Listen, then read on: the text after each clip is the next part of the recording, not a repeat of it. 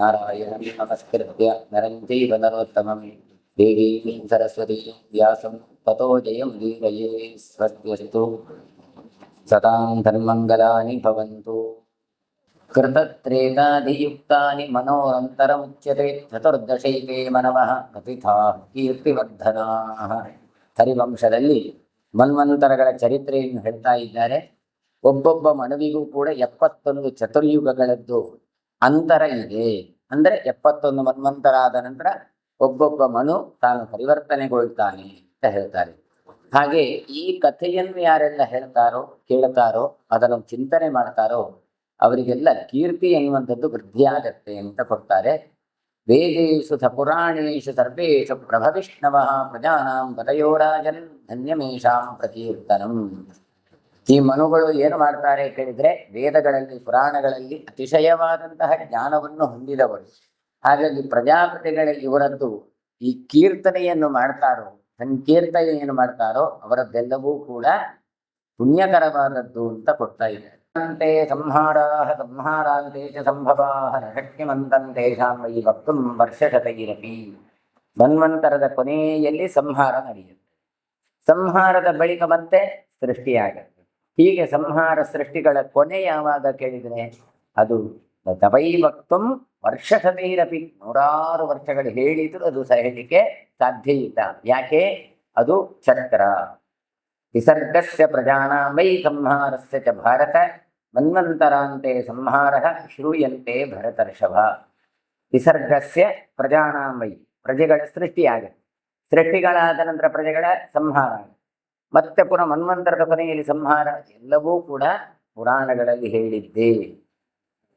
ಸಶೇಷಾಸ್ತತ್ರ ತಿಷ್ಠಂತಿ ದೇವಾಃ ಸಪ್ತರ್ಷಿಭಿಃ ಸಹ ತಪಸಾ ಬ್ರಹ್ಮಚರ್ಯೇಣ ಶ್ರುತೇನ ಚ ಸಮನ್ವಿತಾಃ.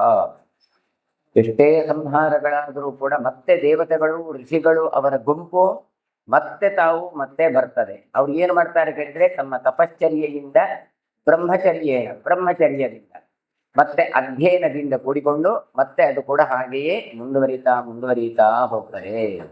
ಹಾಗಾಗಿ ಯಾರು ಇದನ್ನು ತಿಳ್ಕೊಳ್ಳೋದಿಲ್ವೋ ಅವರು ಕೂಡ ಮುಂದುವರಿತಾ ಹೋಗ್ತಾರೆ. ಇದನ್ನು ಯಾರು ತಿಳ್ಕೊಳ್ತಾರೋ ಅವರಿಗೆ ಹುಟ್ಟು ಸಾವುಗಳೇ ಎನ್ನುವಂಥದ್ದು ಚಕ್ರ ತಪ್ಪಿ ಬಿಡ್ತದೆ.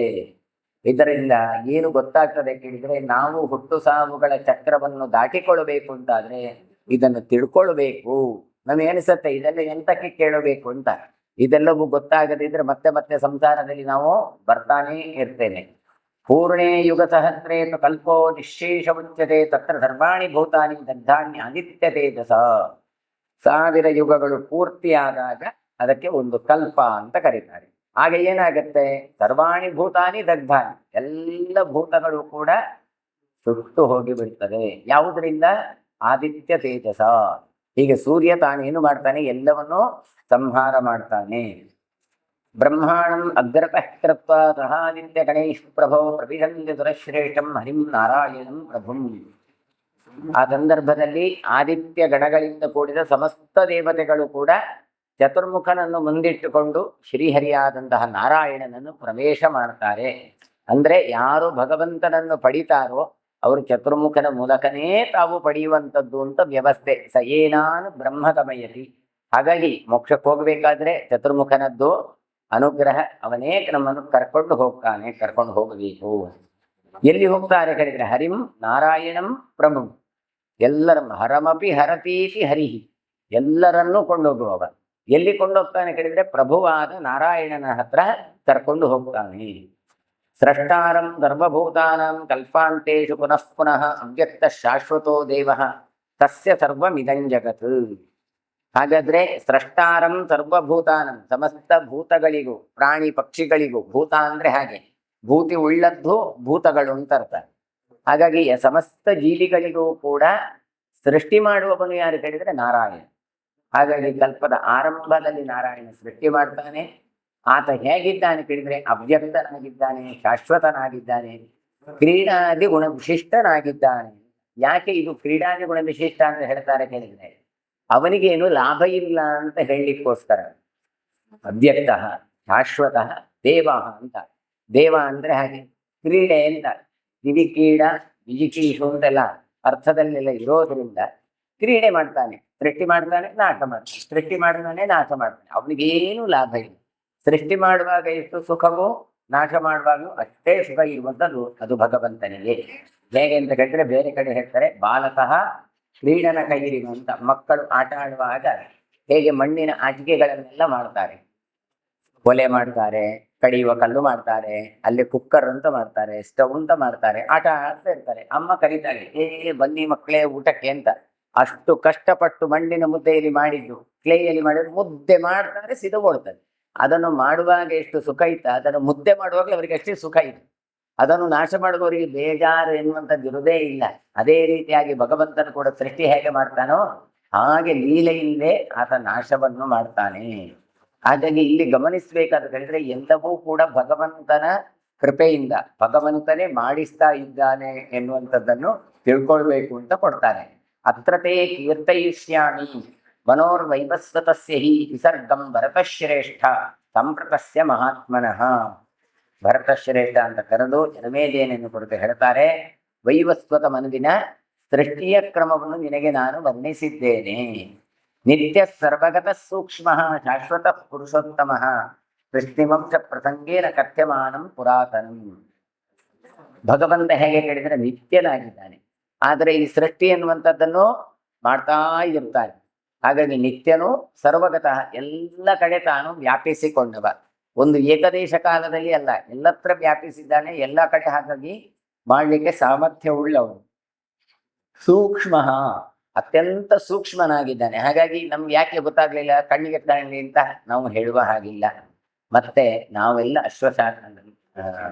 ಅಸ್ವತಂತ್ರರು ಮತ್ತೆ ಅಶಾಶ್ವತರು. ಭಗವಂತ ಹಾಗಲ್ಲವ, ಶಾಶ್ವತ. ಕೊನೆಗೆ ಹೇಳ್ತಾರೆ ಪುರುಷೋತ್ತಮ.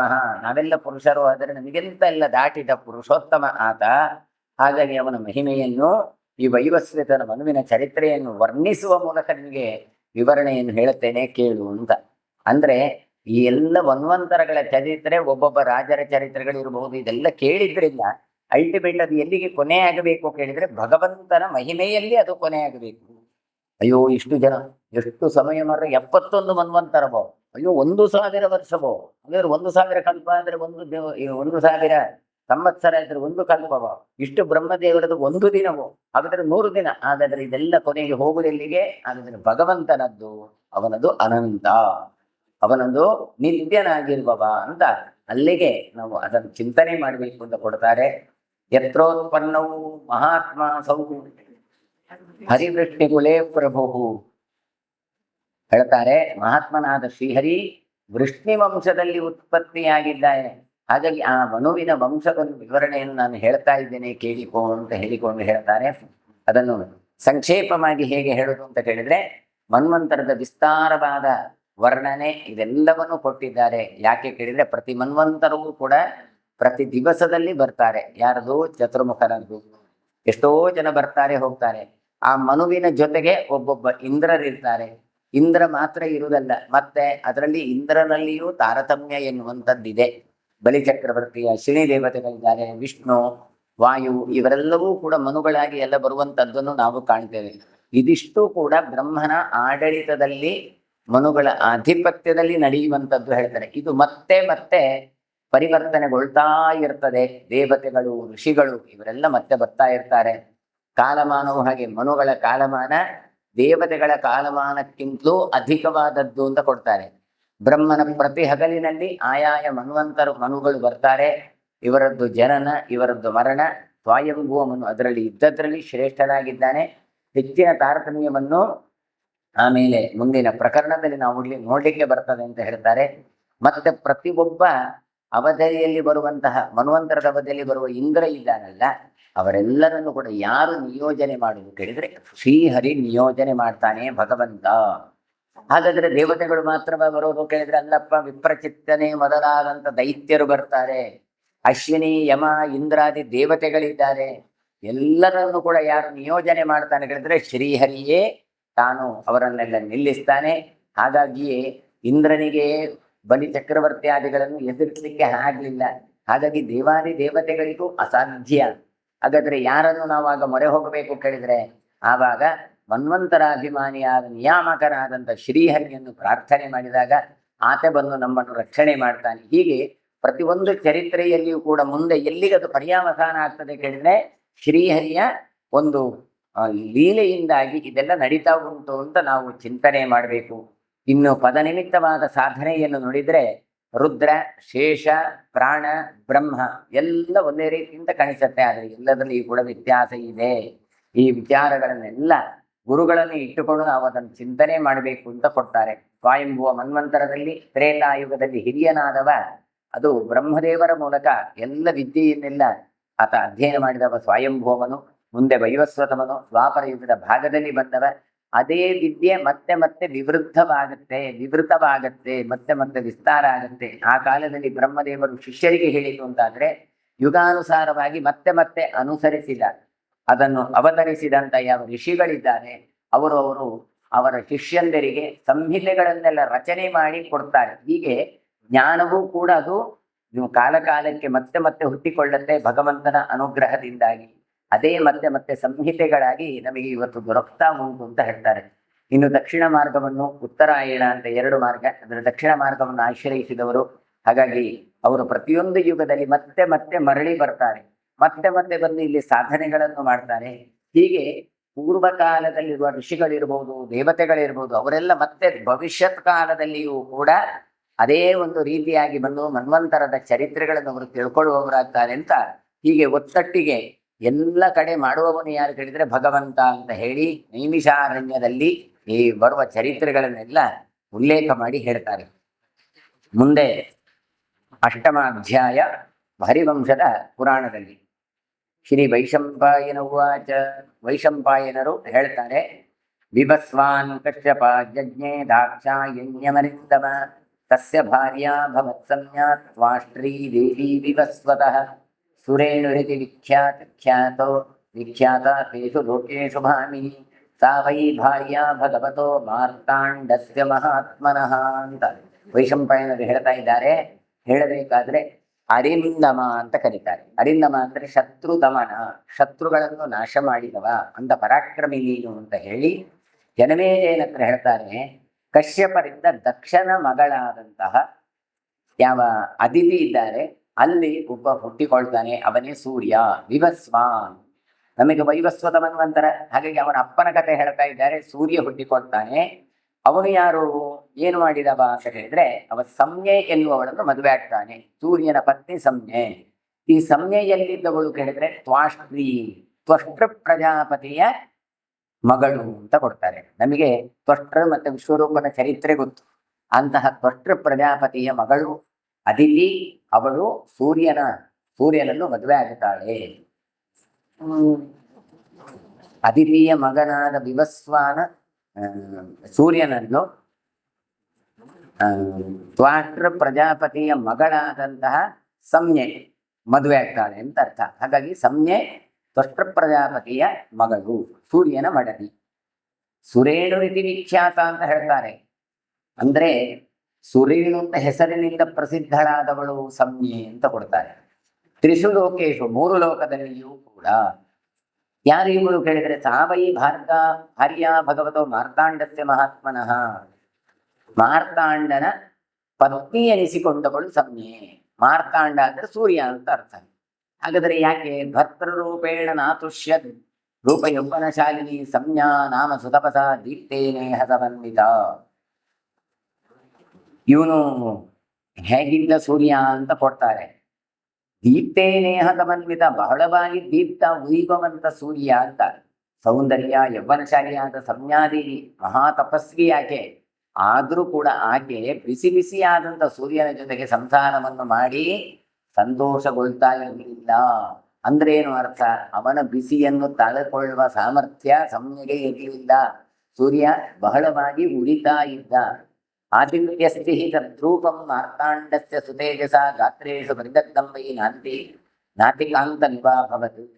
ಆ ಆದಿತ್ಯ ಯಾವ ಮಾರ್ತಾಂಡ ಅಂತ ಇದ್ದಾನೆ, ಆತನ ಸುಡುವ ರೂಪ ಉಂಟಲ್ಲ, ಅದು ಸಂಜ್ಞೆಯ ದೇಹದಲ್ಲಿ ಪ್ರವೇಶ ಆಗಿ ಅವಳು ಸುಟ್ಟು ಗಂಡನ ಸಂಘವನ್ನು ಪಡೆಯದಾಗಿ ಬಿಡ್ತಾಳೆ. ಅಂದ್ರೆ ಅಷ್ಟು ಅವಳಿಗೆ ಹಿಂಸೆಯನ್ನು ಕೊಡ್ತಾ ಇತ್ತು. ಗಾತ್ರೇಶು ಪರಿದಗ್ಧಂ ವೈ, ದಗ್ಧ ಅಂದ್ರೆ ಸುಡುವುದು, ಪರಿದಗ್ಧ ಅಂದ್ರೆ ಪೂರ್ತಿ ಸುಡ್ತಾ ಇತ್ತು. ಅಂದ್ರೆ ಅಷ್ಟು ಬಿಸಿ ಅನುಭವ ಆಗ್ತಾ ಇತ್ತು. ನ ಕಲ್ವಯಂ ಮೃದಂಡೋಸ್ಥ ಇತಿ ಸ್ನೇಹಾದಭಾಷರ ಅರುಜಃ ಕಶ್ಯಪಸ್ತಸ್ಮಾನ್ ಮಾರ್ತಂಡ ಇತಿ ಚೋಚ್ಯತೆ. ಹಾಗಾದ್ರೆ ಸೂರ್ಯನಿಗೆ ಯಾಕೆ ಮಾರ್ತಂಡ ಅಂತ ಹೆಸರು ಬಂತು ಅಂತ ಕೊಡ್ತಾರೆ. ಕಶ್ಯಪ ಅದಿತಿಯ ಗರ್ಭದಿಂದ ಹುಟ್ಟಿಕೊಂಡವನು ಸೂರ್ಯ. ದೈಹಿಕವಾಗಿ ಬೆಳೀತಾ ಇದ್ದ. ಎಲ್ಲಿ? ಅರುಜಃ ಕಾಶ್ಯಪ ತಸ್ಮಾತ್ ಅಂತ ಕೊಡ್ತಾರೆ. ನಕಲು ಅಯಂ ಮೃತಂಡಸ್ಥ ಅಂತ. ಅಂದ್ರೆ ಈ ಅದಿತಿಯ ಗರ್ಭದಲ್ಲಿ ಮಗು ಬೆಳೀತಾ ಇತ್ತು, ಅದಿತಿ ಗರ್ಭಿಣಿ. ಒಂದು ಸಲ ಏನಾಗ್ತದೆ ಅಂತ ಕೇಳಿದ್ರೆ, ಕಶ್ಯಪರ ಜೊತೆಗೆ ಮಂದಾಕಿನಿ ನದಿಯಲ್ಲಿ ಅಂದ್ರೆ ಗಂಗಾ ನದಿಯಲ್ಲಿ ಸ್ನಾನಕ್ಕೆ ಅಂತ ಹೋಗುವಾಗ ಮನೆಯಲ್ಲಿ ಅದಿತಿ ದೇವ ಪೂಜೆಗೆ ತಯಾರು ಮಾಡ್ತಾ ಇದ್ರು. ಆಗ ಹೊರಗಿನಿಂದ ಭವತಿ ಭಿಕ್ಷಾ ದೇಹಿ ಅಂತ ಒಬ್ಬ ಬರ್ತಾನೆ, ಒಬ್ಬ ಹುಡುಗ. ಮತ್ಯಾರು ಅದು? ಬುಧ. ತಾನು ಬಂದು ಭಿಕ್ಷೆಯನ್ನು ಕೇಳ್ತಾ ಇದ್ದಾನೆ. ಸಾಮಾನ್ಯವಾಗಿ ಭಿಕ್ಷೆ ಕೊಡಬೇಕಾದ್ರೆ ಹೇಳ್ತಾರೆ, ಒಂದು ದನ ಕರೆಯುವಷ್ಟು ಹೊತ್ತು ಗೋದೋಹನ ಕಾಲದಲ್ಲಿ ನಿಂತು ಕೇಳಬೇಕು. ಇವಾಗ ಕೇಳಿದ್ದಾನೆ. ಇಂಥದ್ದು ಇವಳು ಬರ್ಲಿಲ್ಲ, ಒಳಗಿನಿಂದ ಸಿಟ್ಟು ಬಂದು ಬಿಡ್ತದೆ. ಅಷ್ಟು ಹೊತ್ತಿಗಾಗುವಾಗ ಹೀಗೆ ಮೆಲ್ಲನೆ ಬರ್ತಾ ಇದ್ದಾಳೆ. ಯಾರು? ಅದಿತಿ.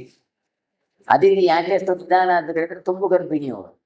ಒಳಗಿನಿಂದ ಸೂರ್ಯನನ್ನು ಹೊಂದಿದ್ದಾಳೆ, ಹಾಗಾಗಿ ತುಂಬು ಗರ್ಭಿಣಿ. ಬರಬೇಕಾದ್ರೆ ಗೊತ್ತುಂಟಲ್ಲ, ಗರ್ಭಿಣಿ ಸ್ತ್ರೀಯರು ಬರಬೇಕಾದ್ರೆ ನಿಧಾನ ಆಗತ್ತೆ, ಆಚೆ ಈಚೆ ಮಾಡಿಕೊಂಡು. ಇವನಿಗೆ ಕರೆದು ದುಃಖ ಆಗಿಬಿಡುತ್ತದೆ, ಬೇಜಾರಾಗಿ ಬಿಡುತ್ತೆ, ಇನ್ನೂ ಬರಲಿಲ್ಲ ಅಂತ. ಅಷ್ಟೊತ್ತಿಗಾಗುವಾಗ ಬಂದು ಬಿಟ್ಲು. ತುಂಬು ಗರ್ಭಿಣಿ ಬಂದಿದ್ದಾಳೆ, ಸಿಟ್ಟುಕೊಂಡಿದ್ದಾನೆ ಈತ, ಶಾಪ ಕೊಟ್ಟಿದ್ದಾನೆ. ಏನು ಅಂತ ಕೇಳಿದ್ರೆ, ಮೃತ ಅಂಡ ಆಗಲಿ ಮೃತಂಡೋಸ್ಥ, ನಿನ್ನ ಹೊಟ್ಟೆಯಲ್ಲಿರುವಾಗ ಸತ್ತೇ ಹೋಗಿ ಅಂತ ಶಾಪ ಬಂದ್ಬಿಟ್ಟಿದ್ದಾನೆ. ಇದು ಗೊತ್ತಾದದ್ದೇ ತಡ ಹಾಗೆ ಬೊಬ್ಬೆ ಹೊಡಿತಾಳೆ. ಅಯ್ಯೋ, ನಾನು ಏನು ಮಾಡುವ, ಗರ್ಭಿಣಿ ಬರುವಾಗ ಸ್ವಲ್ಪ ವಿಳಂಬ ಆಯಿತು ಅಂತ ಹೇಳಿ ಬುಧನ ಹತ್ರ ಹೇಳಿದ್ರೆ, ಬುಧ ಅದನ್ನು ಕೇಳಲೇ ಇಲ್ಲ, ಶಾಪ ಕೊಟ್ಟು ಹೋಗೇ ಬಿಟ್ಟ. ಒಳಗಿಂದ ಮಗು ಸಾಯ್ತಾ ಉಂಟು ಅಂತ ಆದಾಗ ಆಕೆ ಮತ್ತೆ ಕಶ್ಯಪರ ಹತ್ರ ಹೋಗಿ ಪ್ರಾರ್ಥನೆಯನ್ನು ಮಾಡ್ತಾರೆ. ಆಗ ಅವರು ಏನು ಮಾಡ್ತಾರೆ ಕೇಳಿದ್ರೆ, ನನ್ನ ಅಂಡ ಗರ್ಭ ಅದು ಮೃತ, ಹಾಗೆ ಮೃತಂಡ ಎನ್ನುವಂತ ಅರ್ಥ ಬರುತ್ತೆ. ಆಗ ಅವರು ತಮ್ಮ ತಪಸ್ಸಿನಿಂದಾಗಿ ತೇಜಸ್ತ್ವಭ್ಯಧಿಕಂತಾತ ನಿತ್ಯಮೇವ ವಿವಸ್ವತಃ ಏನಾತಿ ತಾಪಮಯಸ ತ್ರೀಲೋಕಾನ್ ಕಶ್ಯಪಾತ್ಮಜಃ. ಆಗ ಅವರು ಏನು ಮಾಡ್ತಾರೆ ಹೇಳಿದ್ರೆ, ಇದರಲ್ಲಿ ತಪ್ಪಿಲ್ಲ, ನೀನು ಬಹಳ ನಿಷ್ಠಾವಂತಳಾಗಿದ್ದಿ, ನೀನು ಗರ್ಭಿಣಿಯಾಗಿದ್ದಿ, ಆದ್ದರಿಂದ ಕಶ್ಯಪರು ಏನು ಮಾಡ್ತಾರೆ, ರಕ್ಷಣೆಯನ್ನು ಕೊಡ್ತಾರೆ, ಮಗು ಬದುಕುವ ಹಾಗೆ ಮಾಡ್ತಾರೆ. ಇಷ್ಟರವರೆಗೆ ಎಷ್ಟು ತೇಜಸ್ಸಾಗಿ ಒಳಗಿನಿಂದ ಮಗು ಬಡಿತಾ ಇತ್ತು, ಅದಕ್ಕಿಂತಲೂ ಮಿಗಿಲಾದ ತೇಜಸ್ಸನ್ನು ಮಗುವಿಗೆ ಕೊಟ್ಟು ಅದನ್ನು ಬೆಳೆಸ್ತಾರೆ. ಹಾಗಾಗಿ ಸಾಮಾನ್ಯ ನಾರ್ಮಲ್ ಮಕ್ಕಳು ಎಷ್ಟು ಬಿಸಿ ಇರ್ತಾರೆ, ಅದಕ್ಕಿಂತ ಹೆಚ್ಚು ಬಿಸಿ ಈ ಮಗು ಹುಟ್ಟಿಕೊಳ್ಳುತ್ತೆ. ಯಾಕೆ ಸೂರ್ಯನಿಗೆ ಅಷ್ಟು ಇದಾಯಿತು ಕೇಳಿದ್ರೆ, ಹಾಗಾಗಿ ಹೇಳ್ತಾರೆ, ಸೂರ್ಯನ ತೇಜಸ್ಸಿತ್ತು, ಅದು ಅಧಿಕವೇ ಇತ್ತು, ಇನ್ನೊಂದಿಷ್ಟು ಕಶ್ಯಪರ ಅನುಗ್ರಹ ಮಾಡಿದ್ರಿಂದ ಮತ್ತೆ ತೇಜಸ್ಸು ಅಧಿಕ ಆಯಿತು. ಈ ತೇಜಸ್ಸಿನಿಂದಾಗಿ 3 ಲೋಕ ಕೂಡ ತಾವು ಬೆಳಗ್ಲಿಕ್ಕೆ ಆರಂಭ ಮಾಡ್ತಾನೆ ಹುಟ್ಟಿದ ಮಗು ಆದಿತ್ಯ. ಹಾಗಾಗಿ ಆದಿತ್ಯನಿಗೆ ಅಂತಹ ಒಂದು ಸಾಮರ್ಥ್ಯ ಬಂತು. ಹಾಗಾದ್ರೆ ಅಂಡ ಮೃತ ಆದದ್ದರಿಂದ ಮೃತಾಂಡ, ಅದೇ ಮಾರ್ತಾಂಡ ಅಂತ ಅದಕ್ಕೆ ಹೆಸರು ಬಂತು ಅಂತ ಕೊಡ್ತಾರೆ. ತ್ರೀಣಿ ಅಪತ್ಯಾನಿ ಕೌರವ್ಯ ಸಂಜ್ಞಾಯಾಂ ತಪತಾಂಗರ ಆದಿತ್ಯೋ ಜನಯಾಮಾಸ ಕನ್ಯಾಂ ದ್ವೌ ಚ ಪ್ರಜಾಪತಿ ಮನರ್ವೈವಸ್ವತಃ ಪೂರ್ವಂ ಶ್ರಾದ್ದದೇವ ಪ್ರಜಾಪತಿ ಯಮಶ್ಚ ಯಮುನಾ ಚೈವ ಯಮದೌ ಸರ್ವಭೂವತೋ. ಇನ್ನು ತಪಸ್ವಿಯಾದ ಆದಿತ್ಯನ ತೇಜಸ್ಸು, ಅಂತಹ ತೇಜಸ್ಸಿನ ಕೂಡಿದಂತ ಸಂಜ್ಞೆ, ಅಲ್ಲಿನ 3 ಮಕ್ಕಳನ್ನು ಪಡಿತಾಳೆ. ಹಾಗಾಗಿ ಸೂರ್ಯನಿಗೆ 3 ಜನ ಮಕ್ಕಳು ಅಂತ ಕೊಡ್ತಾರೆ. ಗಂಡು ಮಕ್ಕಳು ಮತ್ತೊಂದು ಹೆಣ್ಣು ಮಕ್ಕಳು, 2 ಗಂಡು ಮಕ್ಕಳು 1 ಹೆಣ್ಣು ಮಕ್ಕಳು. ಮೊದಲಿಗೆ ಹುಟ್ಟಿದವನಿಗೆ ಹೆಸರು ವಿವಸ್ವಾನಿನಿಂದ ಹುಟ್ಟಿಕೊಂಡ, ವಿವಸ್ವಾನ ಅಂದ್ರೆ ಸೂರ್ಯ, ಹಾಗಾಗಿ ಅವನು ವೈವಸ್ವತ ಅಂತ ಅವನಿಗೆ ಹೆಸರು. ಅವನನ್ನು ಮನು ಅಂತ ಕರೀತಾರೆ, ಹಾಗಾಗಿ ಅವನನ್ನು ವೈವಸ್ವತ ಮನು ಅಂತ ಕರೀತಾರೆ. ಅಥವಾ ಅವನಿಗೆ ಇನ್ನೊಂದು ಹೆಸರು ಹೇಳ್ತಾರೆ, ಶ್ರಾದ್ದ ದೇವ ಅಂತ ಇನ್ನೊಂದವನಿಗೆ ಹೆಸರು. ಹಾಗಾಗಿ ಒಂದು ಶ್ರಾದ್ದ ದೇವ ಸೂರ್ಯನಿಂದ ಹುಟ್ಟಿಕೊಂಡವ. ಇನ್ನೊಬ್ಬ ಹುಡುಗ ಇದ್ದಾನೆ, ಅವನ ಹೆಸರು ಯಮ ಅಂತ ಅವನಿಗೆ ಹೆಸರು. ಹೆಣ್ಣು ಮಗಳು ಯಮುನೆ ಅಂತ. ಯಮ ಮತ್ತೆ ಯಮುನೆ ಅವರಿಬ್ಬರು ಕೂಡ ಯಮಳರು, ಯಮಜೌ ಅಂದ್ರೆ ಟ್ವಿನ್ಸ್ ಅಂತ ಅರ್ಥ. ಹೀಗೆ 3 ಜನ ಮಕ್ಕಳು ಹುಟ್ಟಿಕೊಳ್ತಾರೆ. ಶ್ಯಾಮವರ್ಣಂತ ತದ್ರೂಪಂ ದೃಷ್ಟ್ವಾ ಸಂಜ್ಞಾ ವಿವಸ್ವತ ಸಹಂತಿ ತ್ವಾಂ ಭಾರ್ಯಾಂ ಛಾಯಾಂ ಸವರ್ಣ ನಿರ್ಮಮೇತತಃ. ಸಂಜ್ಞೆ ಏನು ಮಾಡ್ತಾಳೆ ಕೇಳಿದ್ರೆ, ಸೂರ್ಯನ ಒಂದು ತೇಜಸ್ಸಿನಿಂದ ಕಪ್ಪಾದ ರೂಪವನ್ನು ನೋಡ್ತಾಳೆ. ಹಾಗಾಗಿ ಅದನ್ನು ಸಹಿಸ್ಲಿಕ್ಕಾಗದೆ ಅಂಥದ್ದೇ ಒಂದು ಛಾಯೆಯನ್ನು ನಿರ್ಮಾಣ ಮಾಡ್ತಾಳೆ. ಸೂರ್ಯ ಹುಟ್ಟಿಕೊಂಡು ಸೂರ್ಯನ ಒಂದು ಪ್ರಕರಣದಿಂದಾಗಿ ತನ್ನದೇ ದೇಹ ಸಂಜ್ಞೆ, ಅಲ್ಲಿ ಏನಾಯ್ತು, ಒಂದು ನೆರಳು ಹುಟ್ಟಿಕೊಂಡಿತು ಅಂತ ಅರ್ಥ. ಅಸಹಂತಿ, ಅವಳಿಗೆ ಎಲ್ರಿಗೂ ಇರುವುದು ಏನು ಕೇಳಿದ್ರೆ, ನಾವು ಬೆಳ್ಳಗೆ ಇರಬೇಕು, ಕಪ್ಪು ಯಾರಿಗೂ ಇಷ್ಟ ಇಲ್ಲ. ಹಾಗಾದ್ರೆ ಕಪ್ಪು ಬಂದಿದೆ, ನೆರಳು ಬಂದಿದೆ, ಅದನ್ನು ಇವಳು ಏನು ಮಾಡಿದ್ದಾಳೆ ಕೇಳಿದ್ರೆ ಸಂಜ್ಞೆ ಅದಕ್ಕೊಂದು ಜೀವವನ್ನು ತುಂಬಿ ಇನ್ನೊಂದು ಪ್ರತಿಕೃತಿಯಾಗಿ ತಾನು ಮಾಡಿದ್ದಾಳೆ. ಛಾಯಾಮಯೀ ಕೃತಾ ಸಂಜ್ಞಾ ತಸ್ಯಾ ಛಾಯಾ ಸಮುತ್ಥಿತ ಪ್ರಾಂಜಲಿ ಪ್ರಣತ ಭೂತ್ವ ಛಾಯಾ ಸಂಜ್ಞಾಂ ನರೇಶ್ವರ. ಛಾಯಾ ಸಂಜ್ಞೆಯಾದ ಆಕೆಗೆ ಛಾಯಾ ಅಂತ ಹೆಸರು ಕೊಡ್ತಾಳೆ.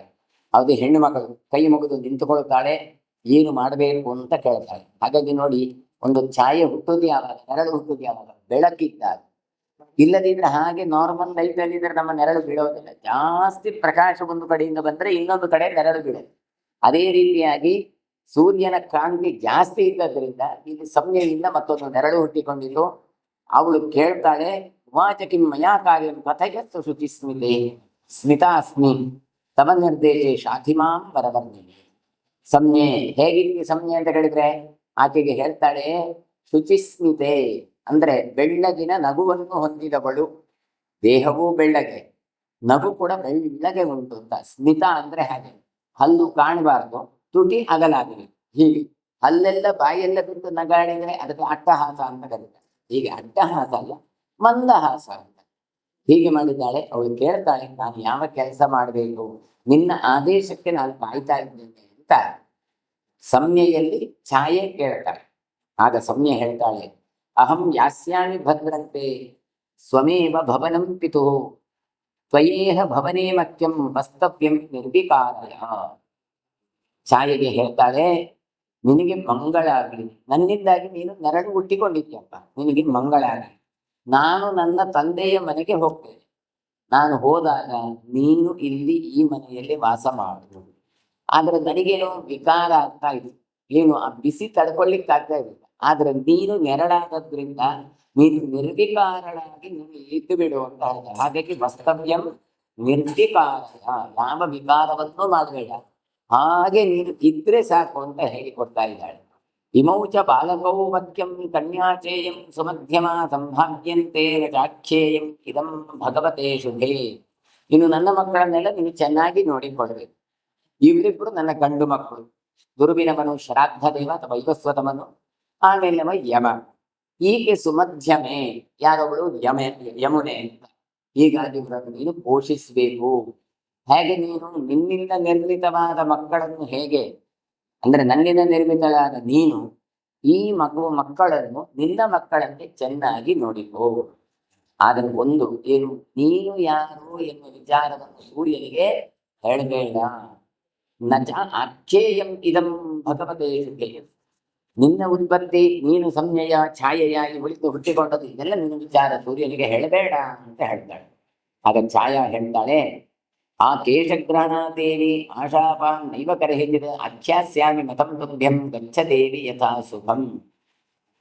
ಅವಳು ಹೇಳ್ತಾಳೆ, ಆಯ್ತಪ್ಪ, ನಾನು ಯಾರಿಗೂ ಈ ವಿಚಾರ ಹೇಳೋದಿಲ್ಲ. ಏನು, ನಾನು ಒರಿಜಿನಲ್ ಅಲ್ಲ, ನಾನು ಡುಪ್ಲಿಕೇಟ್, ನಾನು ಒರಿಜಿನಲ್ ಸಂಜ್ಞೆ ಅಲ್ಲ, ಛಾಯಾದೇವಿ ಅಂತ ನಾನು ಯಾರಿಗೂ ಹೇಳೋದಿಲ್ಲ. ನಾ ಅಖ್ಯಾಸ್ಯಾಮಿ, ಎಲ್ಲಿವರೆಗೆ ಅಂತ ಕೇಳಿದ್ರೆ ಶಪಥ ಹೇಳ್ತಾಳೆ, ಆ ಕೇಶಗ್ರಹಣಾದೇವಿ ನನ್ನ ತಲೆ ಜುಟ್ಟನ್ನು ಹಿಡಿದು ಶಾಪ ಕೊಡುವವರೆಗೆ ಕೂಡ ನಾನು ಈ ಗುಟ್ಟನ್ನು ಯಾರಿಗೂ ಬಿಟ್ಟುಕೊಡೋದಿಲ್ಲ. ಅಂದ್ರೆ ಕೆಲವು ಸಲ ಹೇಳ್ತಾರೆ, ತಲೆ ಜುಟ್ಟು ಹಿಡಿದು ಹೇಳ್ತೀಯಾ ಇಲ್ವಾ ಅಂತ ತಲೆಯ ತಲೆಯನ್ನು ನೆಲಕ್ಕೆ ಬಿಡ್ತಾರೆ. ಅಲ್ಲಿವರೆಗೂ ನಾನು ಈ ವಿಚಾರವನ್ನು ಯಾರಿಗೂ ಹೇಳೋದಿಲ್ಲ. ನೀನು ಸುಖವಾಗಿ ಹೋಗಿ ಬಾ. ವೈಶಂಪಾಯನ ಕಥೆಯನ್ನು ಮುಂದುವರಿಸಿ ಹೇಳ್ತಾರೆ, ಸಮಾಧಾಯ ಸವರ್ಣಾಂತು ಕಥೆ ಚಿತ್ತ ತಯಾಂತ್ಯಸ ತ್ವಷ್ಟು ಸಮೀಪ ಮಗಮತ್ ಪೀಡಿತೇವ ಮನಸ್ಸಿನಿ. ಸಂಜ್ಞೆ ಏನು ಮಾಡ್ತಾಳೆ, ಸವರ್ಣೆಯಾದಂತಹ ಛಾಯೆಯನ್ನು ಸಾಂತ್ವನಗೊಳಿಸಿ ಸೂರ್ಯನ ಬಳಿ ಬಿಟ್ಟು ಅವಳಿಂದ ಅನುಮತಿಯನ್ನು ಪಡೆದು ಮನಸ್ವಿನಿಯಾದ ಸಂಜ್ಞೆ ತಂದೆಯಾದ ತ್ವಷ್ಟೃವಿನ ಮನೆಗೆ ತೆರಳಿದಳು. ಅದ್ಯಾಕೆ ಮನಸ್ವಿನಿ ಅಂತ ಶಬ್ದ ಹಾಕಿದ್ರು ಕೇಳಿದ್ರೆ, ಅವನದು ಒಪ್ಪಿಗೆ ಪಡ್ಕೊಳ್ಳಿಲ್ಲ ಸೂರ್ಯನದ್ದು. ತನ್ನ ಮನಸ್ಸಿಗೆ ತೋಚಿದಂತೆ ವ್ಯವಸ್ಥೆಯನ್ನು ಮಾಡಿ ಸೂರ್ಯನಿಗೂ ಹೇಳದೆ ತಾನಲ್ಲಿಂದ ತೆರಳಿದ್ದಾಳೆ. ಅದಕ್ಕೆ ಅವಳ ಮನಸ್ವಿನಿ. ಪಿತು ಸಮೀಪದ ಸಾಧು ಪಿತ್ರ ನಿರ್ಭತ್ಸಿತ ತದ ಭರ್ತ ಸಮೀಪಂ ಗಚ್ಚೇತಿ ನಿಯುಕ್ತ ಪುನಃ. ದೊಡ್ಡ ಬಳಿಗೆ ಹೋದಾಗ ತಂದೆಯವಳನ್ನು ಬೈಲಿಕ್ಕೆ ಆರಂಭ ಮಾಡ್ತಾಳೆ. ಯಾಕೆ ಗಂಡನನ್ನು ಹೇಳದೆ ಗಂಡನನ್ನು ಬಿಟ್ಟು ಬಂದಿ ನೀನು, ಗಂಡನ ಸಮೀಪಕ್ಕೆ ಹೋಗು, ನಿನಗೆ ಅದೇ ಗತಿ ಅಂತ ಮತ್ತೆ ಮತ್ತೆ ಕಳಿಸಿ ಕೊಡ್ತಾನೆ ಬಾ. ಆದ್ರೆ ಹೀಗೆ ಹೋಗೋದಿಲ್ಲ. ಅಗಚ್ಚದ್ವಣವ ಭೂತ್ವಾ ಹಿತ್ವಾ ರೂಪಮನಿಂದಿತಾನ್ ಕುರು ನಥೋತ್ತರಾನ್ ಪ್ರಾಪ್ಯ ತೃಣಾನ್ಯತ್ರ ಚಚಾರಃ. ಅಂತೂ ತಂದೆಯಿಂದ ಬಯಸಲ್ಪಟ್ಟ ಇವಳು ನಿಂದಿತೆಯಾದ ಈಕೆ ತಂದೆಗೆ ಎದುರು ಮಾತಾಡದೆ ಅಲ್ಲಿಂದ ಹೊರಟೋಗ್ತಾಳೆ. ಎಲ್ಲಿ ಹೊರಟು ಕಡಿಮೆ ಎಂತ ಮಾಡೋದು ಗೊತ್ತಾಗುದಿಲ್ಲ. ಹಾಗೆ ಇದ್ರೆ ಜನ ನನ್ಗೆ ಅಂದ್ರೆ ಬಹಳ ಸುಂದರಿ ಈಕೆ, ಅದು ಕೂಡ ಬೆಳ್ಳಗೆ. ಹಾಗಾಗಿ ಜನ ನನ್ನನ್ನು ಖಂಡಿತ ಹಾಳು ಮಾಡಿ ಯಾರು ಅಂತ ತಿಳ್ಕೊಂಡು ಏನು ಮಾಡ್ತಾಳೆ ಕೇಳಿದ್ರೆ ಕುದುರೆಯ ರೂಪವನ್ನು ಧರಿಸ್ತಾಳೆ. ತನ್ನ ನಿಜ ರೂಪವನ್ನು ಮರೆಮಾಚಿ ಉತ್ತರಾನ ಪ್ರಾಪ್ಯ ಅಂತ ಉತ್ತರದ ಕುರು ಪ್ರದೇಶಕ್ಕೆ ಹೋಗಿ ಅಲ್ಲಿ ಹುಲ್ಲನ್ನು ಮೇಯಿಂದ ಸಂಚಾರ ಮಾಡ್ತಾ ಭಗವಂತನ ಚಿಂತನೆ ಮಾಡ್ತಾ ಸಂಜ್ಞಾದೇವಿ ಕುದುರೆಯಾಗಿ ಇತ್ತು. ಅದಕ್ಕೆ ಒಡವ ಅಂತ ಹೆಸರು. ಇಲ್ಲಿ ಆಗಚ್ಚತ್ ಒಡವ ಭೂತ್ವ ಅಂತ ಒಂದು ಅಗಚ್ಚತ್. ಒಡವ ಅಂದ್ರೆ ಹೆಣ್ಣು ಕುದುರೆ ಅಂತ ಅರ್ಥ. ದ್ವಿತೀಯಾಯಾಂ ಸವರ್ಣಾಯಾಂ ಸಂಜ್ಞೇಯ ವಿಧಿಂಕೈನ್ ಆದಿತ್ಯೋ ಜನಯಾಮಾಸ ಪಾತ್ರಂ ಆತ್ಮಸಮಂತದ. ಸಂಜ್ಞೆಯಂತೆ ಇರುವ ಛಾಯೆಯಲ್ಲಿ ಸೂರ್ಯದೇವ ತಾನು ಸಂಪರ್ಕವನ್ನು ಮಾಡ್ತಾನೆ. ಅಲ್ಲಿ ಏನಾಯಿತು ಕೇಳಿದ್ರೆ ಆದಿತ್ಯೋ ಜನಯಾಮಾಸ, ಅಲ್ಲಿ ಒಂದು ಮಗು ಹುಟ್ಟಿಕೊಳ್ಳ. ಅದು ಹೇಗೆ ಕೇಳಿದ್ರೆ ತನ್ನಂತೆಯೇ ಇರುವ ಮಗುವನ್ನು ಸೂರ್ಯ ತಾನು ಮತ್ತೆ ಪಡಿತಾನೆ. ಪೂರ್ವಜಸ್ಯ ಮನೋಸ್ತಾದ ಸದೃಶೋಯ ವಿಧಿ ಪ್ರಭು ಸವರ್ಣ ಸ್ವಾತ್ಮನೋ ಭೂಮಃ ಸಾವರ್ಣ ಇತಿ ಚೋಕ್ತಂ ಮನುರೇವಾಭವನ್ನಾಮ್ನ ಸಾವರ್ಣ ಇತಿ ಚೋಚ್ಯತೆ ದ್ವಿತೀಯೋಯ ಸುತಸ್ತಸ್ಯ ಸವಿಜ್ಞೇಯಃ ಶನೈಶ್ಚರಃ. ಸೂರ್ಯನಿಂದ ಹಿಂದೆ ಹುಟ್ಟಿದ ಮಗು ಸೂರ್ಯನ ಹಾಗೆ ಇದೆ, ಹಾಗಾಗಿ ಅವನಿಗೆ ಸಾವರ್ಣ ಅಂತ ಹೇಳಿ ನಾವು ಹೇಳ್ತೇವೆ. ಇದು ಜೆರಾಕ್ಸ್ ಕಾಪಿ ಮಾಡಿ. ಹಾಗೆ ತಂದೆಯ ಹಾಗೆ ಮಗ ಇದ್ದಾನೆ. ಅದನ್ನು ನಮ್ಮ ಕನ್ನಡ ಭಾಷೆಯಲ್ಲಿ ನಾವು ಹೇಳಿದ್ರೆ ಸವರ್ಣರು, ಅದೇ ಬಣ್ಣ, ಅದೇ ರೂಪ, ಅದೇ ವ್ಯವಸ್ಥೆಗಳಿದ್ದರಿಂದ ಸಾವರ್ಣ ಮನು, ಸಾವರ್ಣಿ ಮನು ಅಂತ ಅವನಿಗೆ ಕರೀತಾರೆ.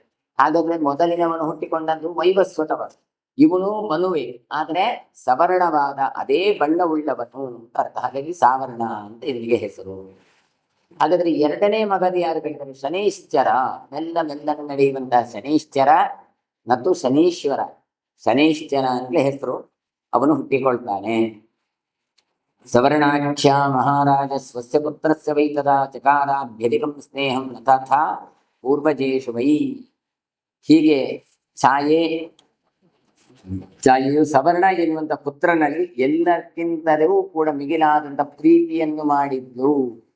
ಎಲ್ಲಿವರೆಗೆ ತನಗೆ ಮಕ್ಕಳಾಗಲಿಲ್ವೋ ಅಲ್ಲಿವರೆಗೆ ಸಂಜ್ಞೆಯಲ್ಲಿ ಹುಟ್ಟಿದ ಮಗುವನ್ನು ಛಾಯ ಒಳ್ಳೆ ರೀತಿ ನೋಡ್ತಾ ಇದ್ದ. ಎಂದಿಗೆ ಉಂಟಾಯ್ತಲ್ಲ ಚಕಾರಾಭ್ಯಧಿಕಂ ಸ್ನೇಹಂ ನ ತಥಾ ಪೂರ್ವವೇದಸಿ, ಮೊದಲಿ ಹುಟ್ಟಿದ ಮಕ್ಕಳಿಗೆ ಅಷ್ಟು ಪ್ರೀತಿಯನ್ನು ಮಾಡಲಿಲ್ಲ. ಮತ್ತೆ ಯಾಕೆ ತನಗೆ 2 ಮಕ್ಕಳಾಯ್ತ, ಮೊದಲು ಮಕ್ಕಳಿಲ್ಲದಾಗ ಅದನ್ನು ಚಂದ ನೋಡಿಕೊಂಡು. ಇಲ್ಲಿ ಒಂದು ಸಾವರ್ಣ ಮತ್ತೊಬ್ಬ ಶನೈಶ್ಚರ, ಇಬ್ರು ತನಗೆ ಮಕ್ಕಳಿದ್ದಾರೆ. ಹಾಗಾಗಿ ಇವಳು ಏನು ಮಾಡ್ತಾಳೆ, ಅವರಿಗಿಂತಲೂ ಹೆಚ್ಚು ಇವರನ್ನು ಪ್ರೀತಿ. ಯಾಕೆ ಹೆತ್ತ ತಾಯಿಗೆ ಹೆಗ್ಗಣವು. ಹಾಗಾಗಿ ತನ್ನ ಮಕ್ಕಳನ್ನು ಚೆನ್ನಾಗಿ ನೋಡಲಿಕ್ಕೆ ಆರಂಭ ಮಾಡಿದ್ರು. ಮನಸ್ತಸ್ಯಾಹ ಕ್ಷಮತ್ತತ್ತು ಯಮಸ್ತಸ್ಯಾನ ಚಕ್ಷಮೆ ತಾಂ ಸ ರೋಷಾಚ್ಯ ಬಾಲ್ಯಾಚ್ಯ ಭಾಮಿನೋರ್ಥಸ್ಯ ಬಾನಘ ಯದಾ ಸಂತರ್ಜಯಾಮಾಸ ಸಂಜ್ಞಾಂ ವೈವಸ್ವತೋ ಯಮುಃ. ಶ್ರಾದ್ದದೇವ ಎನ್ನುವಂತ ಮನು ಇದ್ದಾರೆ, ಅವಳ ವರ್ತನೆಯನ್ನು ಕ್ಷಮಿಸ್ತಾನೆ. ಯಾಕೆ ಅಮ್ಮ, ಹಾಗಾಗಿ ಅವ ಸುಮ್ಮನೆ ಇಲ್ಲ. ಆದ್ರೆ ಇನ್ನೊಬ್ಬ ಮಗ ಇದ್ದಾನೆ ಯಮ, ಅವನು ಇವನ ವರ್ತನೆಯನ್ನು ಕ್ಷಮಿಸ. ಯಮಸ್ತಸ್ಯಾನ ಚಕ್ಷಮೆ, ಎಲ್ರು ತಡ್ಕೊಳ್ತಾರೆ, ಕೆಲವರು ಇರ್ತಾರೆ ತಾಯಿ ಅಲ್ವಾ ಅಂತ ಇವ ಬಿಟ್ಟ. ಆದ್ರೆ ಯಮ ಬಿಡ್ಲಿಲ್ಲ. ಅವನು ಏನು ಮಾಡ್ತಾನೆ ಹೇಳಿದ್ರೆ ಕೋಪದಿಂದ ಹುಡುಗಾಟದಿಂದ ಮುಂದಿನ ಪ್ರಯೋಜನಕ್ಕಾಗಿ ಛಾಯೆಯನ್ನು ಬೈಲಿಕ್ಕೆ ಶುರು ಮಾಡ್ತಾನೆ ಅಂತ ಹೇಳ್ತಾರೆ. ರೋಷಾಂಚ ಬಾಲ್ಯಾಂಚ ಭಾಮಿನೋರ್ಥಸ್ಯ ಬಾನಘ ಅಂತ ಹೇಳ್ತಾರೆ. ಇವಳ ವರ್ತನೆಯನ್ನು ಗಮನಿಸ್ಲಿಲ್ಲ. ಸಂಜ್ಞೆಯ ಮಗನಾದ ಯಮನಿಗೆ ಸಿಟ್ಟು ಬರುತ್ತೆ, ಕೋಪದಿಂದೂ ಅವನಿಗೆ ಇದಾಯಿತು.